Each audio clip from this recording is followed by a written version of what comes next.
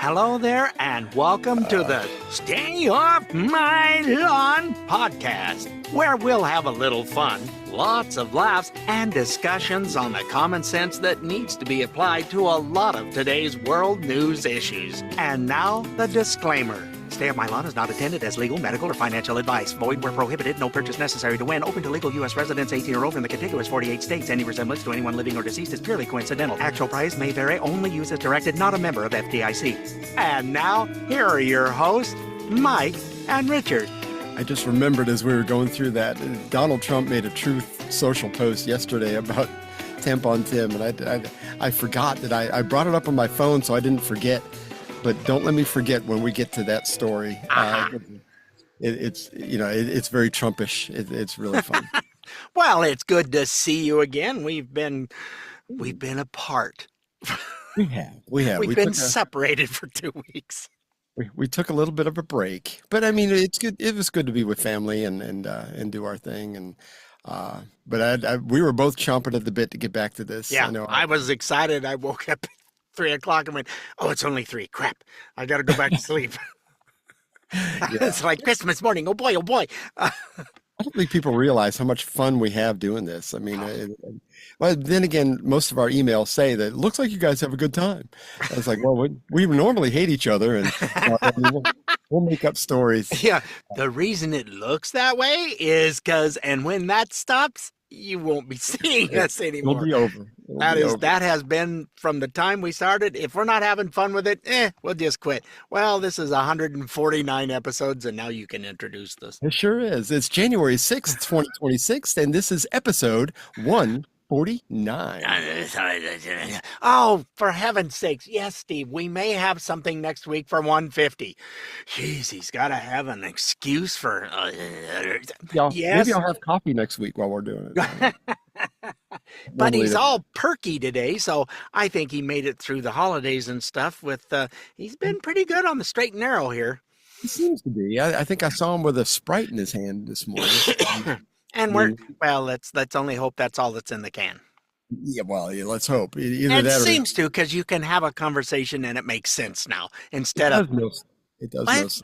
I mean, his breath still smells like he ate garlic, and but other than that, I mean, why should you smell like garlic at 7:30 in the morning? I have no idea. Well, but I think his diabetes needs a little bit of attention. Well, I thought I heard him say something about Italian heritage once, but I don't know. That just means his blood type is ragu. Yeah, there you go. Anywho's okay, and we're back, folks. Did you miss us? No, because you got to see me for 2 weeks, and hopefully you enjoyed the shows that we put out. We may do them once a year, just because you only see them once a year. What the hey? That's right. Well, the one that they didn't see last year, they saw the My Friend Irma one from the year before, but the Christmas Carol was brand new to most people. We didn't put that up before. That was a good production. A good friend of ours, Brad Storm, did a lot of work on the music and sound effects, and I did all the stuff on getting the voices right so that they were pretty close to being level. When you have people scattered all over literally the world, we had one in England, Canada, the U.S. from coast to coast, and it takes a bit to get all those 11 people's sound to be close. So, say what you will about Zoom, we have actually figured out how to stroke the program a little bit better to where our sound sounds good. Yes. Our clips and everything, because I can see, because I audio record also as we go, so I can see peaks and valleys, and everything is pretty even. I don't have to do a whole lot to that. So, I mean, that's kind of our little backup in case the video crashes or whatever. But yeah, I mean, it's really neat. I mean, the internet can be a wonderful thing, and it can be a terrible thing. I think I mentioned that in one of the holiday episodes. It's like, you just got to use it for what it's designed for, and try to forget the rest. So, anyway, before we get to our first big story, there are huge protests in Iran right now because the economy is crap. You would think with all the oil, something's not right there either. No, you would think. Well, Venezuela's the same way. I mean, Yeah. Well, they yeah. more oil than almost any other country in the world next to Saudi Arabia, I think. And they're, So you're saying socialism is maybe not a good thing? it just doesn't seem like the key fits the hole very well. I don't Hmm. know. But in Iran, anyway, 35 people have been killed during these protests, and 1,200 people have been detained. Um, and the news story I read last night before we got on the air is that the Ayatollah had his go bag ready and he was going to go to Russia. But Richard told me, Yeah, I heard that not only was he going to go, he has gone. He's not there, and they had issues with the women were taking off their hijabs and uncovering their faces, and boy, nothing worse than a crowd full of women, and it must have been 400 or 500 of them all chanting, and they were not happy. I did not even see that. Well, but now it'll start looking like it did back in the 70s Yeah, they when looked the like a totally westernized country in the 70s, and then these extremist Muslims took over and their country just went into the dumper. Turkey was the same way. Turkey, all the way through the 90s and Yeah, even the early 2000s, they were doing great. And now it seems like they've kind of gone a little bit more radical Muslim. And it's the whole Sharia type yeah. situation. It's a country that Americans have been warned, don't go there. Right. Used to be able to go there, it was a big touristy thing. Don't go Oh, there anymore. I had when I was in the military, I knew friends that were stationed over there near what's not Istanbul, the other Ankara. It was near Ankara, and it said it was a beautiful country. I actually Mhm. married a girl from there, and she would just rave about how, and this is the 80s, but she would rave about how great that country is. And it's like I was fascinated by it at the time. I always wanted to go visit because of what she used to tell us those stories. So I don't know. I don't know. It's really sad. In Venezuela, it's the same way. Beautiful country, so many different, beautiful, great resources. It should have been like it was back in the 90s, Well, they, prosperous. yeah, exceptionally prosperous. So, yeah. Well, it got to be so bad, a third of their country booked it. Yep. I mean, 8 million, I think it was. yeah, 8 million out of a country that only has like what, close to 30 million or something, And we'll hear 28 from million. Marco Rubio talk about that too.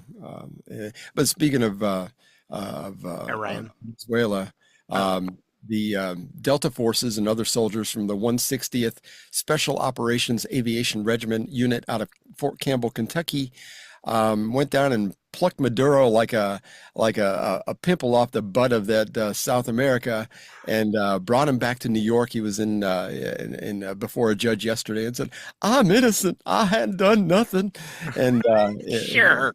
I didn't have sex with that woman."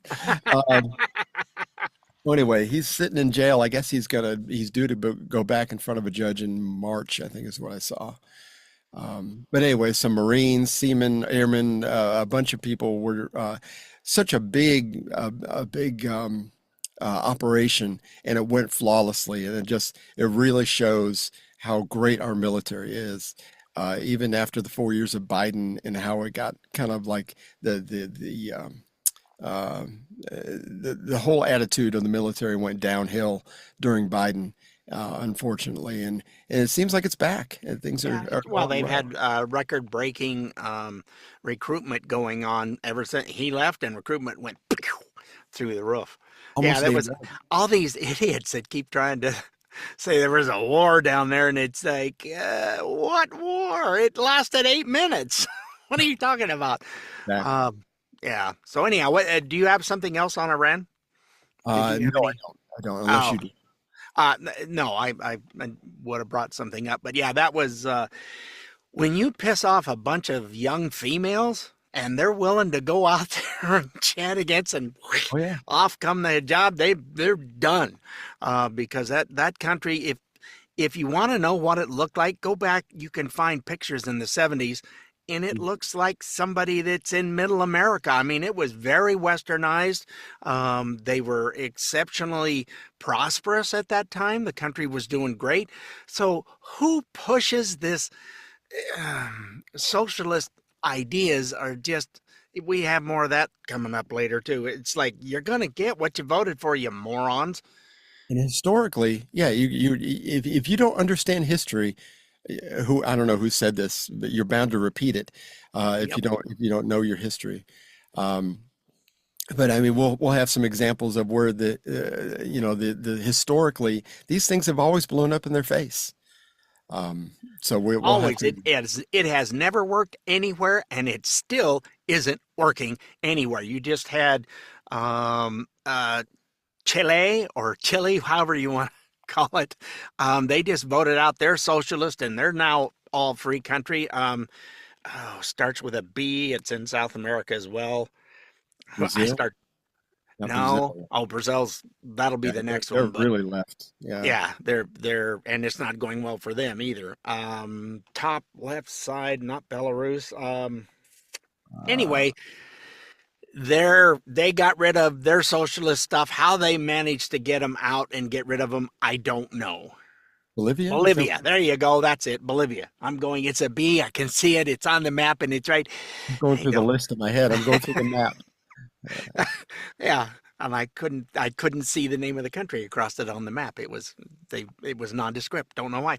Anyway, anyway, they've all gotten rid of socialists. You got Europe that tried to go with socialist, and it ain't going well for them at all. Europe, and that includes the Maroons that are in England. Keir Starmer's about as worthless as they come. They're trying to push him to set up an election, a special election, because they've had it. They've had it. And our buddy Charmaine, if you follow her on her socials, she's very vocal about how much of a maroon he is. So Yeah, so he's terrible. Well, over in Ireland, yeah, I've been watching too much news lately. I took a week and a half or so off, and all of a sudden, in Belfast, Northern Ireland, which is part of the um, UK now, yeah. England, which doesn't UK, which doesn't make sense. But whatever. They burned 13 hotels down that Oh were my, housing um, my the people coming from different countries, yeah, yeah. from the Middle East section of the world. Yeah, they burned down 13 hotels. Wow, incredible. And yeah, so it's people aren't going to put up with it. They've had freedom for it's like, no, you're not doing that to us. So, And I don't understand.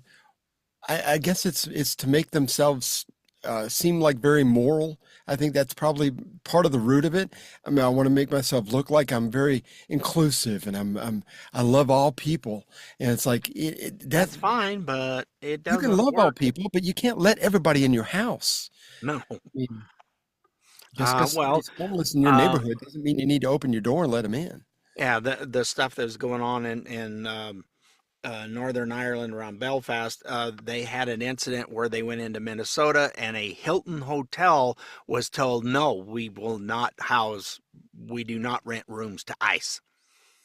Oh, Oh man, it went really viral, and unfortunately, it's a franchise of Hilton, but Hilton's name's getting blasted all over the place, and the owners of it said we fired the individual who was a front manager or something. We got rid of them. Yes, we you can stay here. We'll even let you stay for free because they knew what it was going to do to their business. You go woke, what happens? yep.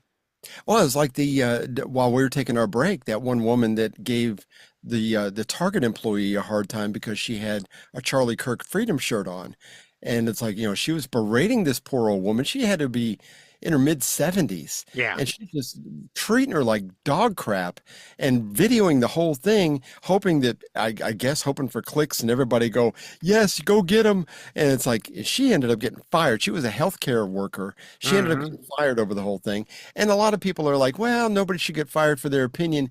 Maybe not. But if you're going to berate a person that you don't even know and video it and put it on the internet for everyone else to jump on and pile on this poor old woman, it's terrible. It's terrible. I'm And glad she got fired. she's no longer on social media. She has wiped everything out, canceled all of her accounts because she just got bombarded.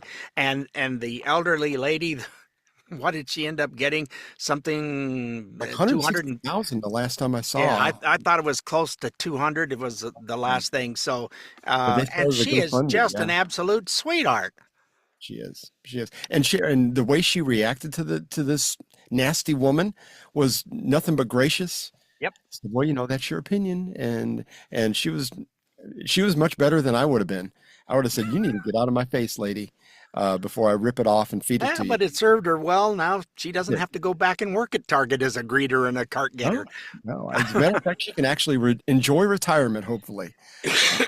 Yep. I think she was going to actually donate it anyway, because that's the kind of heart she has. Yeah, it was a big portion of it or something. I did hear that, but yeah. But as Looney far as Tunes. Venezuela goes, I saw this one guy in Miami. There's a lot of celebration going on in Miami. There's a big population of Venezuelans, I think, in Doral area of Miami. But this is one guy that was being interviewed on social media. I just want to talk to you, America, and I hope you have your coffee when I tell you this, but these are great news. All eyes on Venezuela. These are historical news. This is history in the making. I mean, my chest, it feels like it's gonna explode with joy, because before I was even born, there have been struggles. My family has been fighting for so many years before I was even here. They have told me about it. They told me about a time where democracy existed, and now I can finally look forward to that. And that's just everything that I can ask for. And I just want to tell you people, America, Venezuelans are good people. The greatest people that I know. I can vouch for them. Now, growing up in Florida, we had all the Spanish-speaking people I knew were from Cuba back in the 70s and everything. That was kind of the big thing. But you will never not find more flag-waving, red, white, and blue blood people that I have ever met in my life were these Cuban immigrants that knew what they were fleeing and knew how good it was here and how good they had it.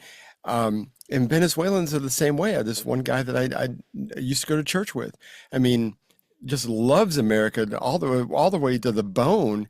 And you don't find that kind of thing with people that are born here. A lot of these people in the same age group. It doesn't seem to matter. It's all about perception. People are believing the mainstream media, and they think America's terrible. Well, and the mainstream media is losing viewership left and right. And some of these little mom and pop, if you will, stations in smaller areas, viewing areas. I mean, Boise is fairly large, but nothing like Atlanta or some of that. They can't afford to lose all their viewers, and they've got next to nothing, and nobody's supporting them anymore. There was money coming in from somewhere for them to say what they needed to say, and it ain't happening anymore. One of them, in fact, is looking at getting rid of the guy that's the head of the news, who is just so far left. I quit watching, and it used to be a conservative channel. So. Yeah. Well, we were talking off the air about CBS News and Barry Weiss. She's been a shot in the arm for them, and I think starting this month that there's going to be some big changes over at CBS News, and they're going to be a little bit more of middle of the road, supposedly. So I'm looking forward to seeing what that does. Now I don't know whether that's going to extend to all the Paramount affiliates. I would imagine, but yeah, it's something needs to happen. And hopefully that's a beginning of something good, because MS Now, which it used to be MSNBC, I mean, NBC went, you guys are even too far left for us. We're out of here. And they're already starting to struggle. They don't have any funds coming in. Started off out the gate with like a snail. I mean, it was like, okay. But anyway, with this whole thing in Venezuela, we have a lady, and what was this lady's name something mom tattooed. Anyhow, she's someone who she brings the receipts. And if you want to show the video, or just go ahead and just play her words, because she says what's on the screen. So it's really, really good. She sums up very very everything nice. that's happened. I'm not so sure why y'all keep saying that we kidnapped the president of Venezuela. Like, Edmundo Gonzalez has been an asylum seeker in Madrid, Spain since September 7th of 2024. Oh, you don't know who that is? My bad. I forgot. Y'all don't read anything for yourself. You just regurgitate whatever the Democratic machine puts out and you repeat it on command. Lucky for you, I have the time. So here's what actually happened. Venezuela held a presidential election in July of 2024, and Edmundo Gonzalez won by a landslide.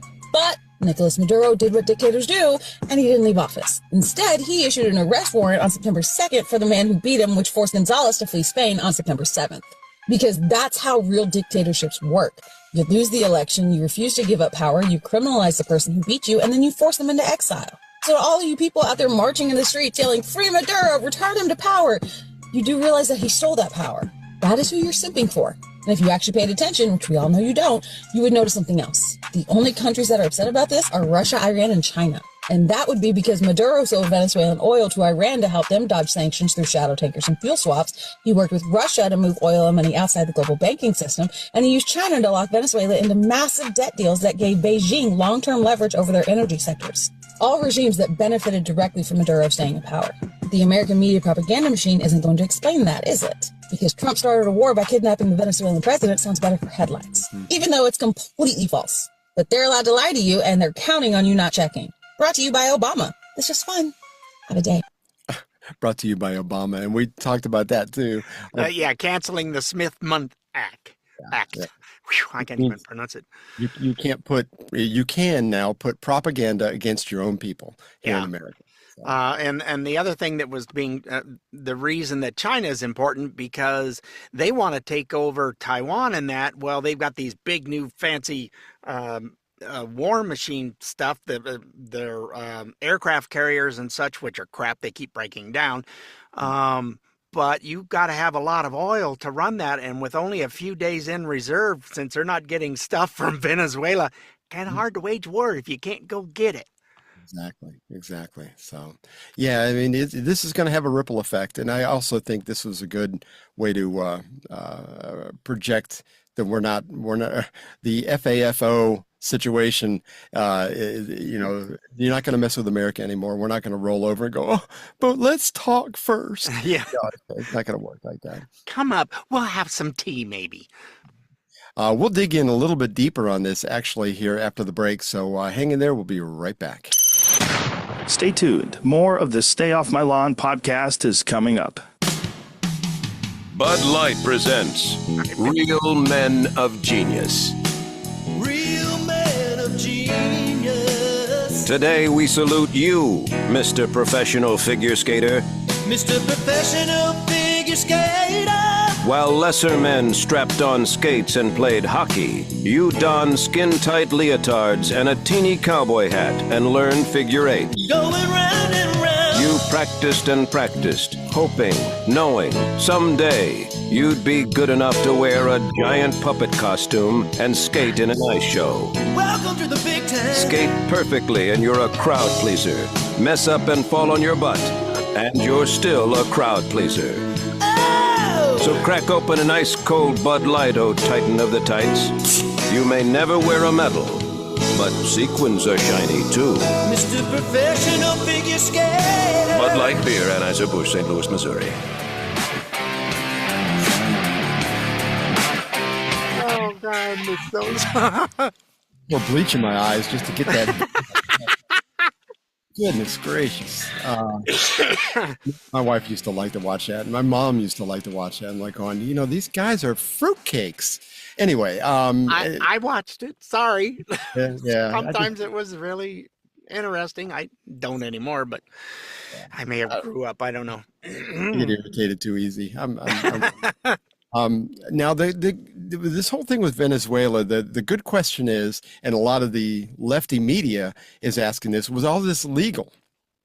And was there any, was there any unconstitutional or actions done, or would congressional approval be needed? So anyway, the great Joe Pags, which you can always count on him to have. Love Joe Pags. Interviews. I do too. He interviewed retired lieutenant colonel and JAG officers, so he knows the law. He understands all this stuff. His name is Jeffrey Atticott, and he was asked about it, and here's what he had to say. Any president can order the military to do anything at any time that they want to.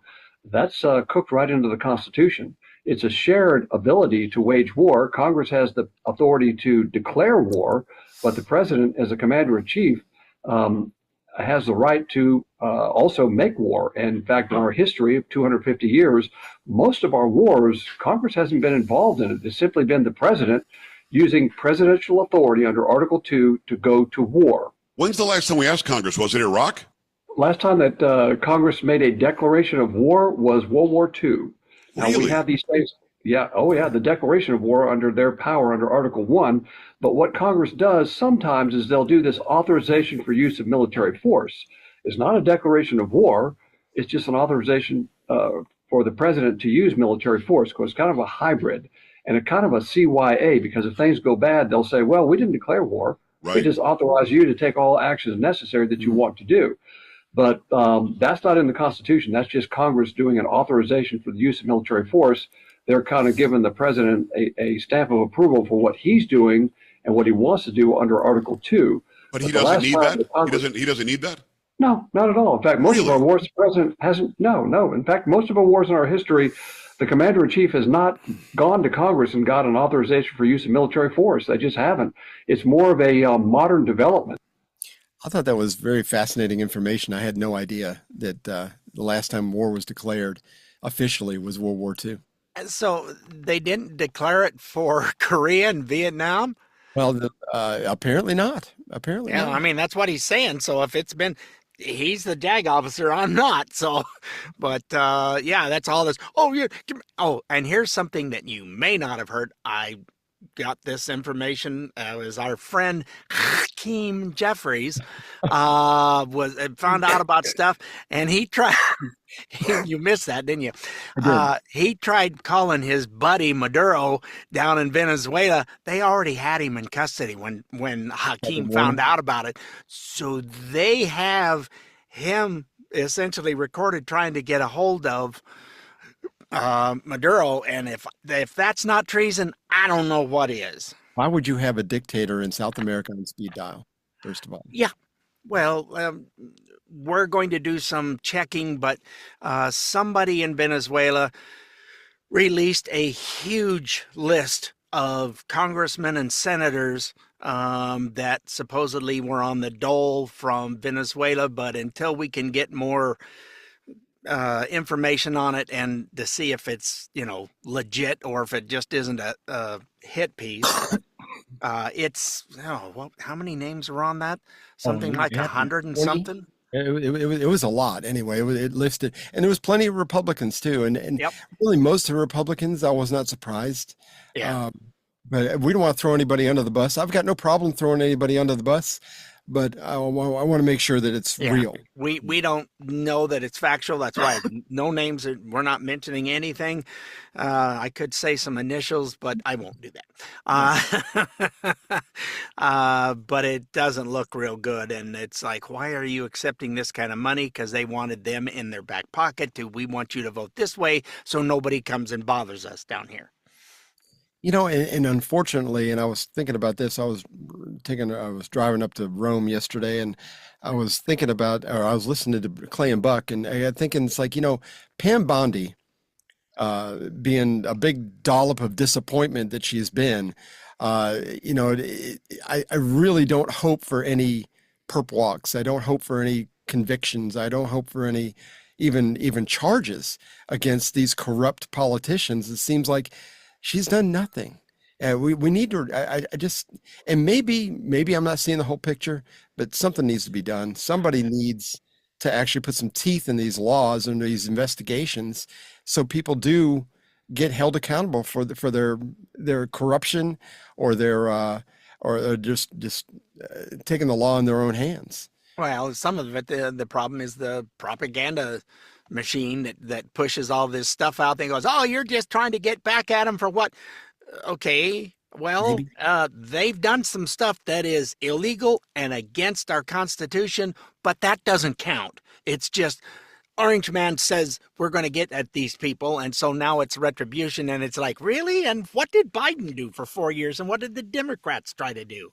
What did the auto pen do is what I want to know. But, you know, it's not breaking news that Maduro is a bad guy. I think everybody kind of understands that. But in 2020, right after the State of the Union speech, the ever so eloquent Chuck Schumer was criticizing Trump and said this. He brags about all these things he wants to do or is doing, but his actions belie his words. Maybe the best metaphor was his claim to bring democracy to Venezuela. There was a big policy there. It flopped. If the policy was working, Juan Guaido wouldn't be in the balcony here. He'd be in Venezuela. He'd be sitting in the president's palace, or at least waging a fight to win. He's here. And the president brags about his Venezuela policy? Give us a break. He hasn't brought an end to the Maduro regime. The Maduro regime is more powerful today and more entrenched today than it was when the president began. And over the weekend, he changed his tune a little bit. I mean, the Maduro regime has been brought to an end, but now he's saying this. We have the War Powers Act. That's a privilege resolution, which means the Republicans can't block it. Tim Kaine and I and Rand Paul are sponsors of it. It's going to come to the floor this week. And if it is voted for, if it's voted positively in both houses, then the president can't do another thing in Venezuela without the okay of Congress. We have to pass it. President Trump say that he intends for the United States to run Venezuela. It was reckless. It was dangerous. And looking at the president's demeanor, he didn't even seem to be aware of how dangerous and reckless it is. But it was Let me be clear. Maduro is an illegitimate dictator, but launching military action without congressional authorization, without a credible plan for what comes next, is reckless. Now, I was in the skiff on 3 different occasions, as recently as December, and I asked the administration, I asked them, are you pursuing regime change? Are you intent on taking military action in Venezuela, Venezuelan territory? And they assured me that they were not pursuing those things. Clearly, they're not being straight with the American people. So I've been talking to so many members of my caucus today. Everybody is very, very just totally clutching their pearls, troubled, worried about how dangerous this is.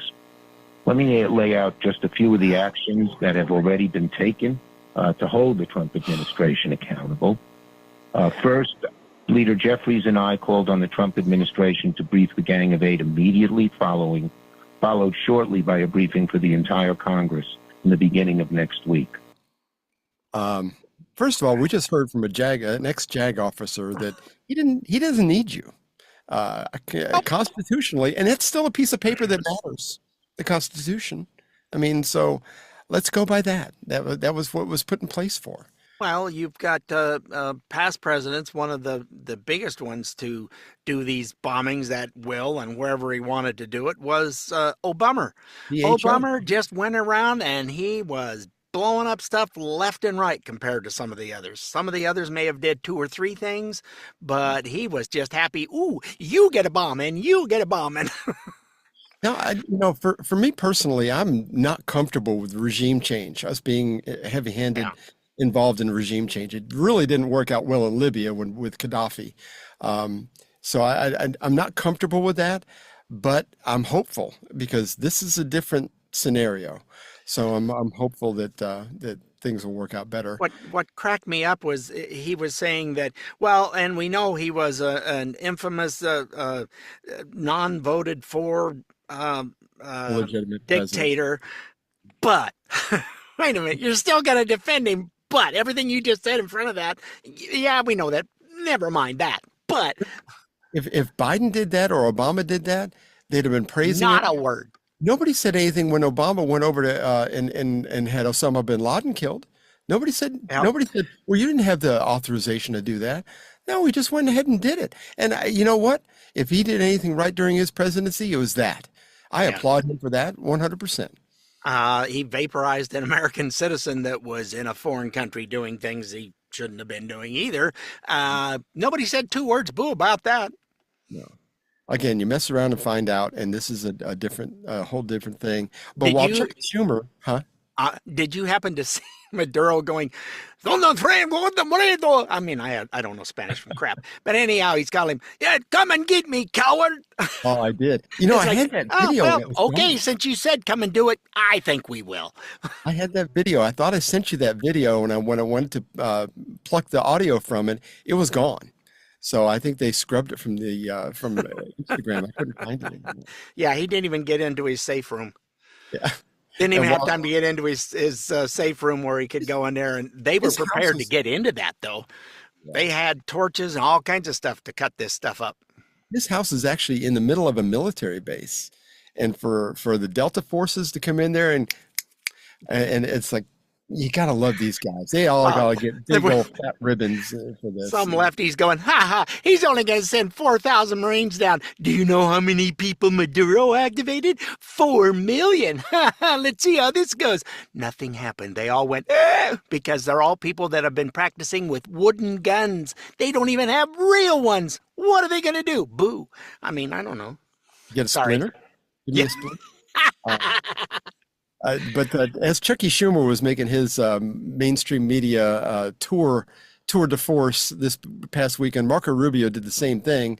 And here's one of those clips. I watch these experts, and it's clown hour. Okay, these are people that have focused their entire career on the Middle East or some other part of the world because that's where all the action was. Very few of them know anything about Venezuela or the Western Hemisphere. Venezuela looks nothing like Libya. It looks nothing like Iraq. It looks nothing like Afghanistan. It looks nothing like the Middle East other than the Iranian agents that are running through there plotting against America. Okay, these are Western countries with long traditions among their at a people-to-people and cultural level and ties to the United States. So there's nothing like that. So I think people need to stop ascribing the apples and oranges here, the apples of the Middle East to the oranges of the Western Hemisphere. But do you... Number two, this is about the national interest of the United States. And what I'm confident of is we are in a safer and better place because we're taking it seriously. The alternative would have been to leave Maduro there as an indicted drug trafficker, illegitimate president, running the country, open invitation for all of our adversaries to do whatever they want against the United States from Venezuela. That was not going to continue.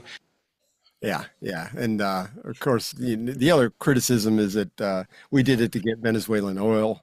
And Marco replied pretty brilliantly again. We don't need Venezuela's oil. We have plenty of oil in the United States. What we're not going to allow is for the oil industry in Venezuela to be controlled by adversaries of the United States. You have to understand, why does China need their oil? Why does Russia need their oil? Why does Iran need their oil?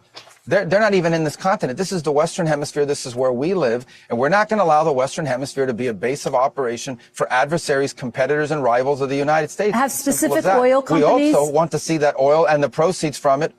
Hold on. We want to see the oil proceeds of that country benefit the people of Venezuela. Why have 8 million people left Venezuela? 8 million, the single largest mass migration probably in modern history, left Venezuela in 2014 because all the wealth of that country was stolen to the benefit of Maduro and his cronies in the regime, but not to the benefit of people of Venezuela. You know how destabilizing 8 million migrants is? Again, up until Hugo Chavez took over in, I think it was 2002, 2001, something like that.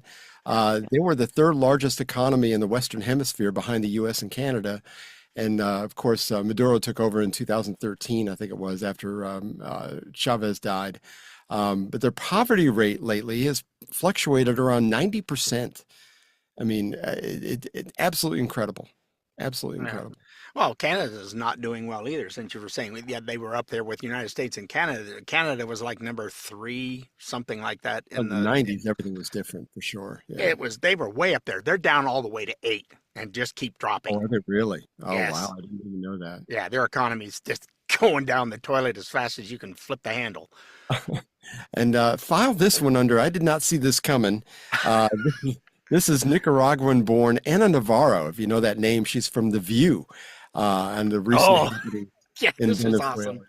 It's pretty good. So today for me is a good day because Maduro is out. He is a son of a bitch. I hope this sends a message to the other sons of bitches in the region. You may disagree with the way Trump did it, but it's done. There was no way that it was going to end any other way because once he started bombing boats, and we have We've bombed boats and alleged drug boats and killed over 115 people. I think Trump thought getting rid of Maduro was going to be easy and Maduro was going to scare easily. He didn't. It took him doing this. So yeah, he did it without congressional authorization. This was an act of war. All of these things, but it's now done. I think it doesn't escalate from here because the objective of this was to get Maduro out. And certainly there's an oil component. Certainly there's a lot of Trump ego in this about, being able to do it. But it's done. And I, for one, I am very happy. And we were talking off the air about this, that American oil companies had invested billions and billions of dollars into the refineries and the pumping mechanisms and everything down in Venezuela back in the 90s. Yep. And, of course, Chavez said, that's ours. Screw you guys. That's ours. Contracts and whatever. I don't care. This is our country, and it's not yours anymore. Wait a minute. Because America has been who they've been, just said, okay. So the bully took our lunch money and we're taking it back. And kept taking our lunch money until somebody said, no, we still need to eat. Yeah, that's ours. I wonder if Trump's plan is to kind of like help these companies recoup some of their losses, go down there. Because right now they were pumping, we were talking about this too. They were pumping back in the 90s, 1.7 million barrels a day, something like that. And now they're only pumping about 400,000 barrels a day. Yeah, it's not much. And we don't need that. We're not going down there to get the oil. But the investment that was made by these companies, they need to get some of that stuff back. So, and not only that, the money that the oil is going to produce will help the Venezuelan people if it's done correctly. I mean, since it is still owned by Venezuela, why not help these people? There's 90% poverty rate. I mean, and it's dirty oil. It's very similar to the Russian oil. It needs a lot of refining in order to be usable. So anyway, I think Anna gave him a backhanded compliment and everything, but at the same time, I think most people who are actually have any kind of common sense in their brain go, this is a good thing. This is definitely a good thing. Well, I'm not too keen on who they just put back in there, a Maduro loyal subject. So I don't think she's going to last very long because the people are not going to tolerate this crap. She's either got to change her ways or she's got to go. I mean, wasn't there somebody that won the election? Who was the one who won the election? Who actually won? Oh, yeah, we just heard from the gal that was talking about that. I can't remember. Eduardo something. Something, yeah, and he's in Spain. An arrest warrant was put out for him, and he went, I know what happens when you get one of those. I'm out of here. Yeah. I don't blame him. Oh, I don't either. You end up having your teeth pulled out. And overwhelmingly voted for, and Maduro goes, no. Maybe he'll be back now because obviously he's actually got a decent head about him. I mean, he understands things a little bit better. Is not just so greedy, anyway. We have spent a lot of time on this story, but I mean, there's a lot gone down two. I know. Two stories covered in 40 minutes. Well, let's take another break. When we come back, we're going to talk about Mamdani a little bit. Maybe we can blow through some of this. So stupid. Gosh, we're just terrible with time. So hang in there. We'll be right back. Mike Tarnow, Richard Durrington. The Stay Off My Lawn podcast continues next. Let's suppose you just come up with a new soft drink. A tart and tingling soft drink. Clear and brisk and bubbly, and it was called Sprite. How could you let anyone know what it tasted like, short of making them buy a bottle? Well, one way would be with music. Tart and tingling, you could describe like this. Clear and brisk, like this. Bright and bubbly, this way. And then you could add some words, mix it all together, and this is what you'd get. Clear and light, tart and tingling, icy bright, tart and tingling, brisk and breezy, clear and easy taste. Taste, taste the tingling tartness of Sprite. Springling, sparkling Sprite. Now you know what Sprite tastes like. Tart and tingling. Try it. It's from the Coca-Cola Company. And we all know they put out good, healthy drinks. I was going to say, that's not so much of a selling point anymore. Obviously, from the 60s, they thought different. Goodness gracious. Anyway, Mamdani was sworn in the first of the year. January 1st is when they do their inauguration thing. And he's the first New York City mayor that was sworn in using the Quran. He makes him the first Muslim, the first person of South Asian descent, and the first ever mayor that was born in Africa. So he's got a lot of firsts. I think he's also the first one to call himself a socialist. Yeah, he's a democratic socialist. Big difference. Still a socialist.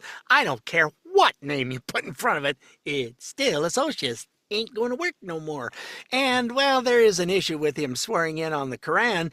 You know, it says in there it's okay to lie if you're furthering the stuff with the Muslims. And so, yeah, that's basically all he's done is just lied through his teeth. And now he's the one that's been put in office, and he's going, yeah, I didn't really mean that.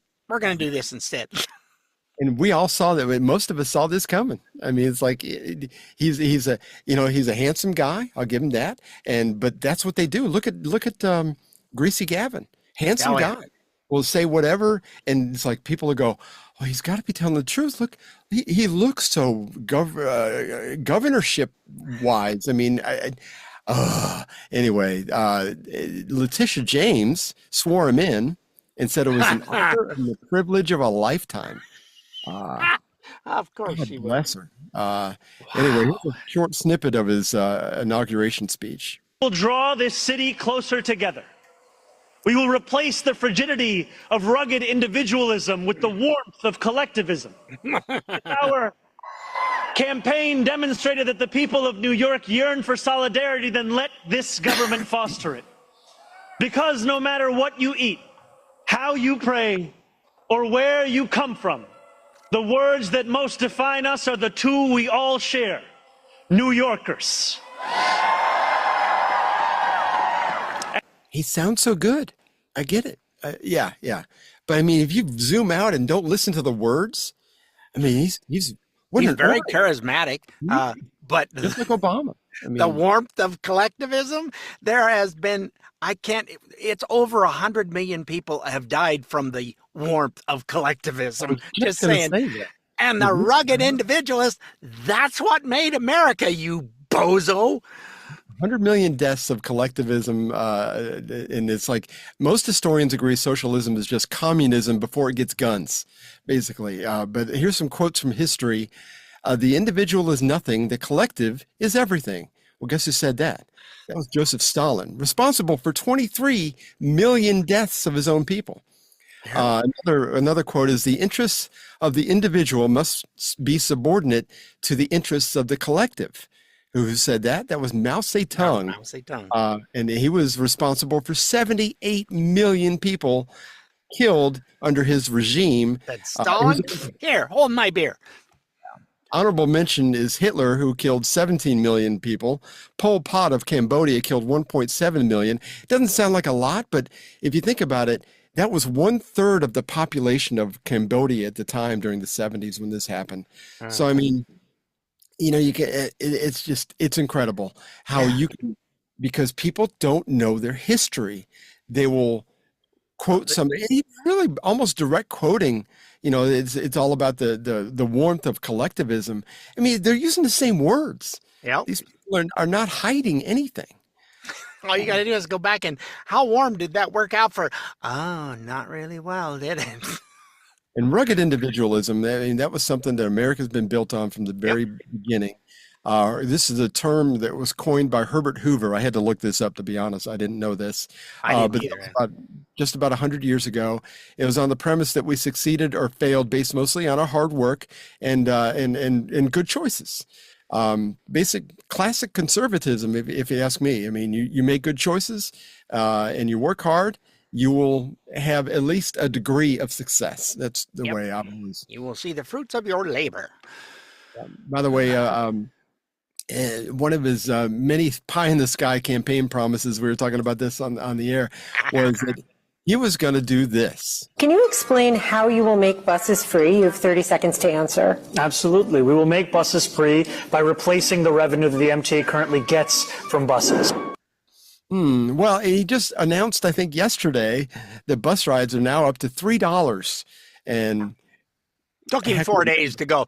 We weren't really going to do that. And how do you redirect the revenue from buses to make the buses free if you're not getting revenue from the buses? I mean, where's the revenue going now? Yeah, I have no idea. Yeah, he didn't really mean it. So yeah. When you're a good orator, you can say whatever. You can say that you're going to make banana pudding with flour, and it's going to be fine. But anyway, New Yorkers are not happy, and so they're getting what they voted for. It's sorry, people. This is what you wanted. Oh, we're going to get all kinds of free stuff. Nothing is free ever. Exactly. Ever. Somebody paid for it somewhere. Yeah, and it's a taxpayer. Chances are. Nancy Pelosi. Well, let's switch gears a little bit. Nancy Pelosi was asked how the political landscape for her party looks now that we're coming up on the midterms, and this is what she had to say. I'm not, in terms of impeachment, unless you have I've said to people, the one person who was responsible for the impeachments of Donald Trump is Donald Trump. It's not something you decide to do. It's what violation of the Constitution he engages in. So that's not something you say, oh, we're going to impeach him. Well, but you can have the power of subpoena to get information from these agencies of government who are not supplying any information. Brought to you by Smirnoff Vodka, the #1 vodka in the world due to its smooth and classic taste. What in the hell? Yeah, it's... She doesn't know what she's talking about. These people are in our Congress that do not understand or know what our Constitution is. Geez, that's irritating. She's been in Congress for 40-something years. You would think she should have cracked one of those books open. Not that long of a read. I mean, I've done it. You've done it. Yep, I'm about to start going through it again because, there's a lot of stuff in there. It's like, oh, yeah, I forgot. Oh, yeah, no, that's in... Hillsdale College, again, has a good class on that, and it's free. So does PragerU. They just put out a class thing on the Constitution and that. So these people are in there, and it's... they don't know what they're doing. Anyway, thanks, Nancy. We appreciate... I threw it away, but I took good notes. Your speech or whatever you were saying was like, what? Smirnoff understood. So speaking of crazy and mostly unintelligible, Tim Walz has decided not. See, that's a segue. I mean, just for you. That's really good. I'm almost impressed. You got a cold. I shouldn't make you laugh because all you do is cough. I'm just getting over the flu, so Richard's on purpose. You're welcome. Anyway, Tim Walz has decided not to run for re-election of the money laundering capital of the U.S., Minnesota. And this was on the same day that Trump announced to cut $10 billion in federal funding to some Democratic-run states that are under investigation for fraud. Trump said this on Air Force One. I think it was yesterday. This very stupid, low IQ governor. He's a very stupid man because I had a campaign against him with JD, and he's a stupid man, and he's a corrupt politician. And the Somalians are ripping off our country to the tune of looks like $19 billion, but that's only what they can find. So usually when you're looking at 19, that would mean it could be 50, but the numbers are astronomical. Yeah, it very well could be 50. I mean, if they're estimating, they estimated 8 billion 3 weeks ago, the last time we had a podcast together. Well, it started out 1, and then they went, it could be closer to 8, maybe 10, but 8 billion, and now it just is. Yeah. So, and if that's just one of the blue states that's doing it, because Illinois has got to be involved in this, California's got to be involved in something similar. There's a lot of if we just cut out the corruption in this country, we probably could balance the budget. And nothing flat.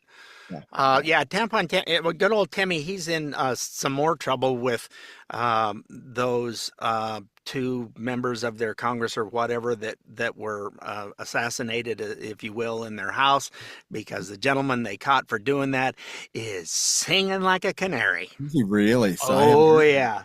If you haven't heard that story, that there was a woman that was in their state legislature that actually broke party lines and voted against giving health care to illegal aliens within the state. Is that correct? Yes. Have I got that right? Yes. And I think it was like 3 days after that vote, somebody came up to their front door and shot her dead and her Dressed husband. like a policeman. Yes. So, I mean, if that doesn't tell you, that's speaking volumes right there. So I'm curious to see what he has to say. I had not heard that, so I'm glad you said that. Oh yeah, no, and that's another. When he started singing is when Timmy boy went, yeah, I'm not going to run after all. He couldn't have got elected anyway because they have something like 50 mayors in the state going, enough's enough. You're killing us. We don't have anything. You keep cutting our budgets, and it's going to these people, and it's not even going to folks that are actually using it as intended. And he's been warned about this for years. He's been in office 8 years.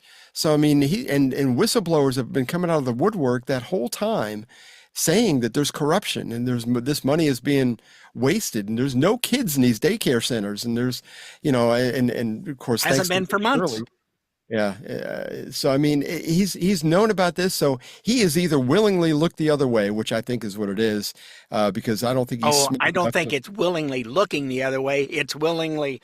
I'll look the other way here. My hand, it's still empty. Okay, now I'll look the other way a little harder. And that's what I'm wondering. I mean, that very well could be. That's one option, that he's taken money from this. But I really doubt that he's smart enough to be able to hide that kind of money. And if he did do that, then he's going to jail. I mean, I really don't think he's going to jail. But I think that if he was involved in taking the money, I think that I think he's so worried about. I think he's just so worried about not looking like a racist or not looking like he's just so inclusive, being a good liberal. I think that's to him, that was the most politically expedient thing to do. And maybe he is. Maybe he's smarter than I'm giving him credit for, and he's got money. No, he's not. You're giving him way too much. You're being kind with the credit monitoring here. Yeah. Speaking of... Rumor has it Amy Klobuchar is going to be taking his spot in the. Oh yeah, you got this. I forgot.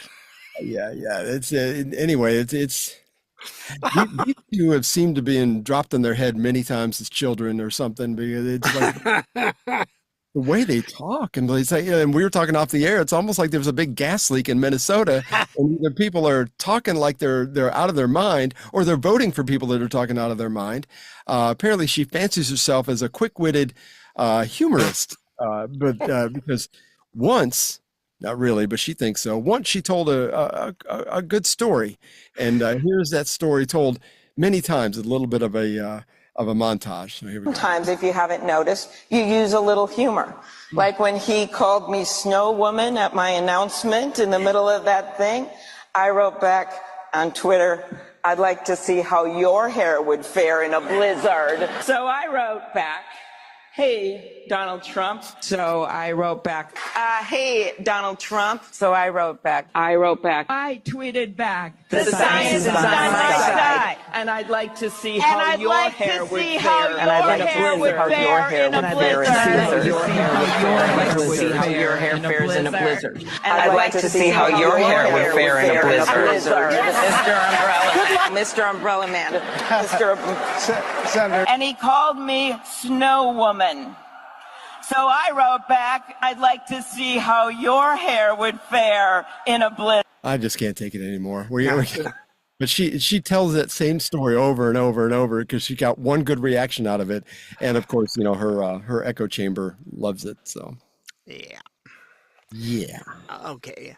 Speaking of Democrats who think their life is just wonderful and they have no initiatives of their own, it's just him bad. He's cause of all these problems. Find a mirror and point at it, and you'll find the culprit there, Timmy boy. You and Klobuchar, neither one any good. But we have another one that needs to find a mirror when they're putting all that hair gel in it. Oh gosh, yeah. Let's do that one before the Valero story. Since we're coming up on the midterms, we're introducing a new segment. I added some things to this with this week, featuring Texas's own Jasmine Crocket. Here is... It's time for this week's segment of crazy people trying to get elected. God help us. You know, no one could have told me that when I went down to Austin, now it looks like a little bit over a year ago, that I would be running for Congress. A few moments later. Maybe because these people, they are crazy because they always talk about how Christian they is. Yeah, I don't know how many of them on that side are getting divorced. Yeah, you ain't got to believe me. Just go Google. You'll find some of it. Was that the same person? Yes, the first person was the one who is very privileged. Her parents have money. She went to private high schools and then went to a very expensive college and come from the high school was more than most colleges in the U.S. $30,000 a year. 40,000? Yeah, it was ridiculous. And now she thinks that's how you need to talk to them people. And it's like, what? No, it's not. Jeez. What an insult. She plays herself off like a hood rat, and she is anything but. She's much more privileged than you and I put together have ever been. Lord, yes. By far. When she was running the first time, everything was prim and proper, and she articulated well, and then it's like, where the hell did this come from? This is what she thinks is going to get her elected to the Senate in Texas. Yeah, it ain't working. And she doesn't need any MAGA people to vote for her. Yeah, you do, because you're in Texas, and yeah, you do. It's not just your little district anymore. Then again, was it John Thune? Is he from Texas? No, John Thune is from South Dakota. Okay. Then who's the guy from Cornyn? Is from Texas. Oh, yeah. I think that's what it is, yeah. I knew it was a John somewhere. Thank you for that soundbite from Crocket. No relation to Davy. Davy, yeah. No. It looked like the same hat, though. Somebody said that the glue that she uses for her eyelashes probably got in her brain and is like, she's been huffing it for too long. Yeah. It's just a sad situation. But the business climate in California, it's gotten so bad that at least one refiner, Valero, which we used to have one gas station here in Cartersville. It was Valero. It's gone now, but it must be really big out where you live. You must have a lot of Valeros. Don't see them at all. Interesting. Anyway, they're pulling up stakes in California at a very hefty price. Here's that story. Valero Energy Corporation just spent $1 billion to get out of California. They didn't spend it on new equipment, or technology, or expansion. They burned through $1 billion in exit costs, write-downs, contract penalties, and closure expenses, just to shut down their Benicia refinery and leave the state forever. The company that operated profitably in California for 25 years decided losing $1 billion was better than staying one more day. The Benicia refinery processes 170,000 barrels per day, roughly 8% of California's total refining capacity. Valero announced the closure for April 2026, then moved it up to January 2026. They are so desperate to leave, they are accelerating the shutdown timeline. The company could not even find a buyer. Nobody wanted to take over a functioning refinery that has been operating since World War II. Think about that for a second. A massive industrial facility with existing infrastructure, a trained workforce, and established supply chains. And no buyer on planet Earth wanted it. Too bad. Well, you got Valero, and then you recently, Phillips 66 said bye-bye, and they shut down their refinery. Same thing. Can't find a buyer for it. They left. And well, that's affecting, because it used to just go straight up it's affecting mostly Oregon, Washington, and believe it or not, didn't help Arizona. Their gas prices are going crazy high because there's no refinery to send the stuff to him anymore that's close by. So yeah, he's affecting other states around him, but he needs to be president. Yeah. I mean, that's the thing. It's like, wasn't there a surplus in California at one point not too long ago? When he became governor, there was 60 billion surplus. Yeah. No, now there's like something like 80 to 100 billion in the hole. Yeah, I think so. So, I mean, the business climate that a governor sets does make a difference. I mean, you may think, well, we're taking care of all these poor people for coming up from wherever, coming illegally into our state. You know, unfortunately, that comes at a hefty price. And sometimes that comes in a hefty price that causes businesses to uproot and leave because it's cheaper to run a refinery in Tennessee or Texas or Louisiana.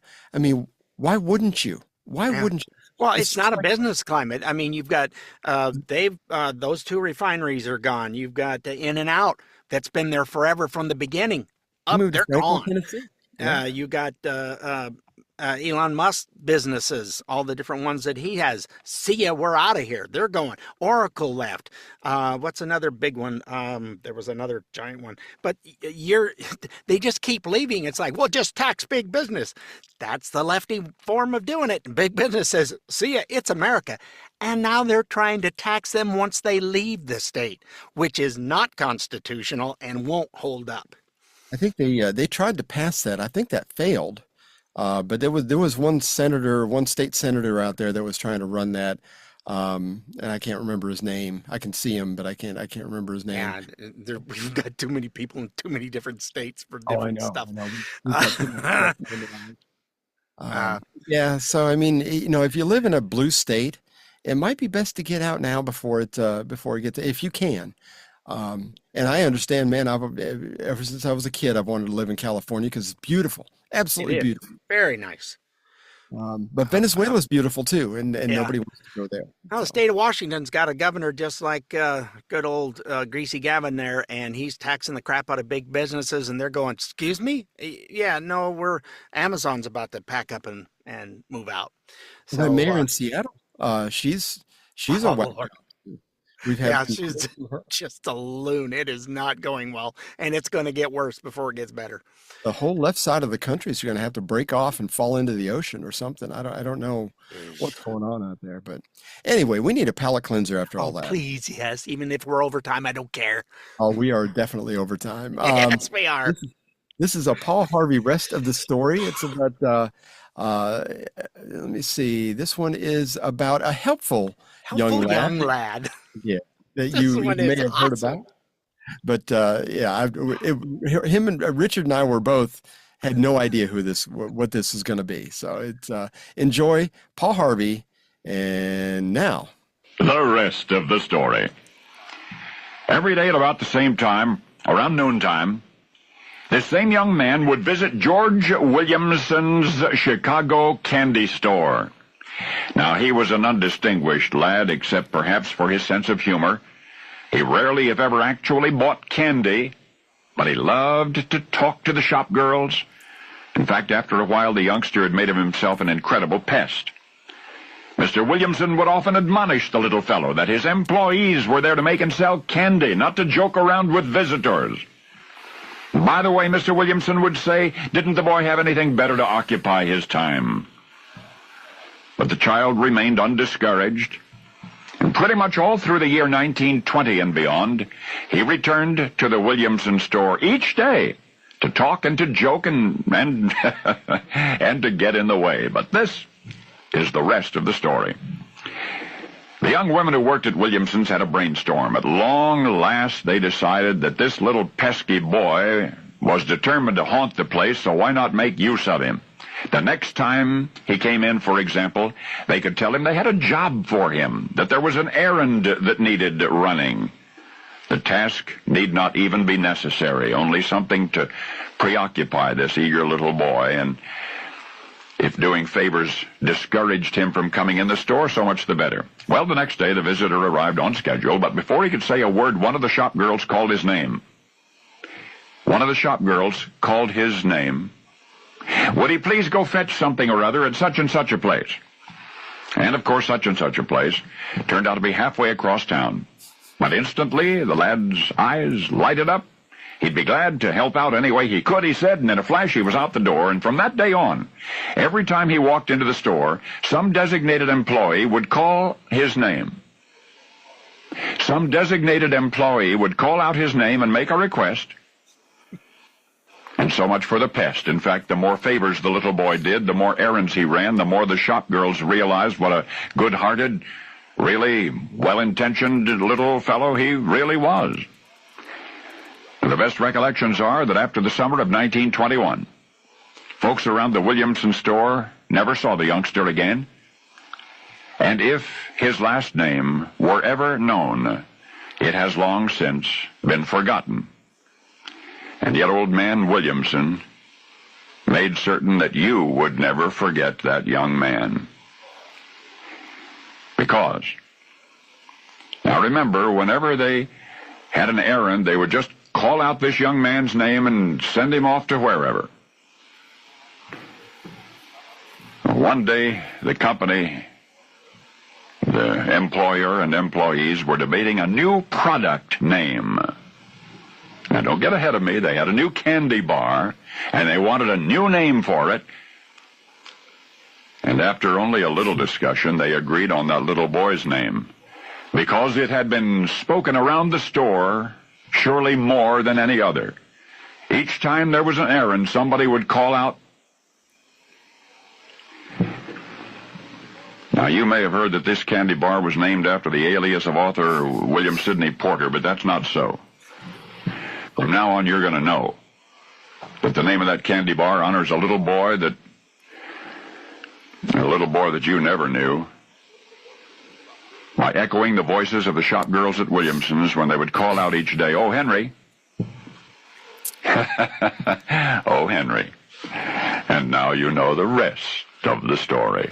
I had to look it up. O. Henry was sold in the U.S. until 2019. It's not sold here anymore. A slightly different version is still manufactured and sold in Canada. If you're Canadian, you can still get this. The wife looked it up too, and she goes, because she was listening to it when I wanted to hear the whole thing before I sent it to you, and she goes, "No, you can still get them." She didn't say it has to come from Canada, but they can get them on Amazon, but it comes from Canada. Yeah, that's where the original version is still sold in the U.S. by Hershey. It was originally Nestle, I think, that had it. But anyway, it's under the name Rally. I don't remember seeing a Rally bar.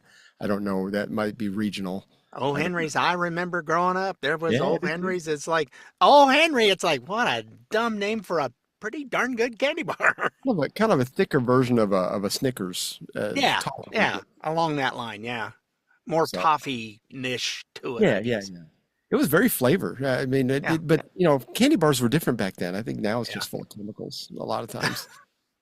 Anyway, we hope you were somewhat informed and had fun like we did. Don't forget, you can find us on iTunes, Spotify, iHeart, Amazon Smart Speaker, Rumble. Stop it. Sound like Steve. You don't know what's in here, so I mean, it doesn't matter. Or wherever you get your podcasts, you just go find. And if that's just too difficult, just go to our good old website of StayOffMyLawn.us for all our past and present episodes. See you next week, folks. Total, thanks again for listening. Tell a friend. We appreciate you all. Well, we had fun and hope you did too. The opinions heard here today are not those of anyone other than Mike and Richard. If it made you laugh or go, or even, then we've done our job. Sort of. Well, mostly anyway. And if we made you think about things in a common sense manner, we welcome you to the club. And if it didn't, then just stay off my lawn. See you next time.